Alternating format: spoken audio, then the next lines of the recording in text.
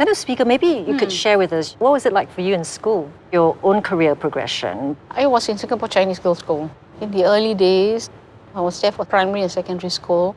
There were very few Malay kids. In fact, in my whole class, I'm the only Malay. The experience was generally very good, but there was one time when this little girl in primary school, she refused to hold my hand because I'm of a different race. I remember that. It's so many years, but somehow it stuck in my mind.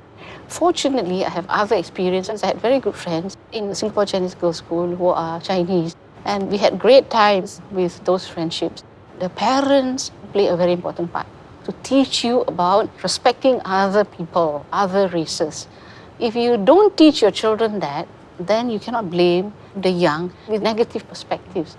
I lived in a Seligi house for many years, and in the 1960s, we had the racial riots, and people died killing each other. In Seligi house, there were only a handful of Malay families, Indian families, predominantly Chinese. But my family never felt threatened or intimidated. We felt perfectly comfortable because there was a tremendous amount of trust and respect for each other. My late sister, she used to cook and give them food during festivals to send over festive goodies. That helps to build a strong sense of rapport and bonding among us. We didn't feel threatened at all. The whole world may collapse outside of Seligi house at the time, but we were okay. I was playing along the corridor, go downstairs, buy some things from the shop before the curfew sets in. One of the greatest things that happened to me is that I started my career in the labour movement. That gives me a tremendous opportunity to meet a lot of people of all races, workers generally. I spent almost 33 years in the labour movement, and I learned a lot of the skills. I had the opportunity to represent Singapore internationally on the International Labour Organization. I was a deputy member of the ILO for 12 years. 180 countries are represented in the ILO. So that gives you a very good frame of reference. The Singapore experience, where we deal with so many different races, helps me a great deal in the work that I do in the ILO. But I realize that wherever you are, whatever you're doing, you should not be defined by your gender and by your race and by whether you're wearing a tudung or not. And that is the position that I have always taken. I'm a mother, a speaker, a member of parliament, a member of the community. I don't wish to be defined by my gender or by my tudung or by my race. As I grew up, I grew to be a bit more race blind because I had a combination of values. It shaped the way I saw the world. And so I think that's where it really stems from. People need to belong to something greater than themselves. And we have something common in an ideological sense that we can share. That is a good step to progress. This internalization of respect for different ethnic groups is real. It's not something that is politically correct.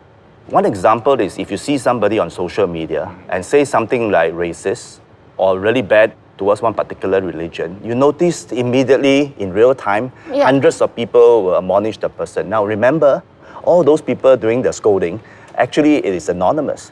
There is no need to be politically correct when you're on social media. But the thing that can be sustainable is that all of us think it's inappropriate and we will not say it because it's wrong.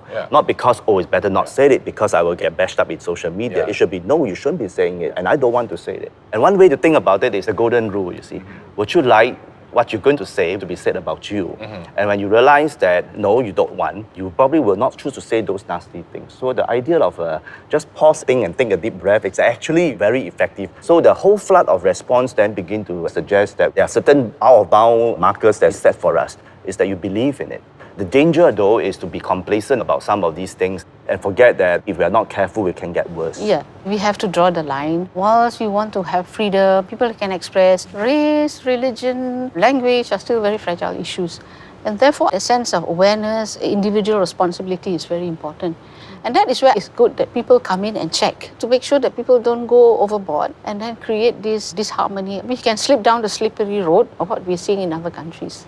We've had a really good discussion. I want to round up by asking every one of you what we can do to better promote ethnic relations. My experiences with other ethnic communities have mostly been positive. Growing up in school, maybe because I'm mixed, people make jokes about me, I make jokes about other people, but we don't take it to heart. We're all just being playful.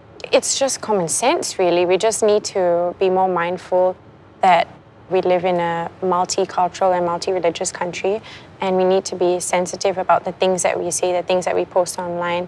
Why focus that we're different? We're all Singaporean. I've had very positive experience overall. When you meet a person, you don't care where they come from or are they Malay, Chinese or Indian. True enough. When we interact with people, you should treat them well. If they're an elderly, respect them. If they are young, try and get close to them. If we all do that, we will get somewhere very positive. We can get close together. We all should learn from how our elders interact. Educate our kids in what's practical and how to be decent and respectful to the other race. I think to better promote ethnic interaction, let everyone have more time to interact with each other. In itself, that's harmonious. If every single person were to do that, we don't have to talk about racial harmony. One thing I hope we can do more is to understand the importance of maintaining racial and religious harmony. And that's where we need to come in and say that there are other social goals of our society that matters. Take a step back and say, actually, whatever I'm doing, to make it a routine to ask the question, is it helping or hurting not only race, religious, but general cohesion?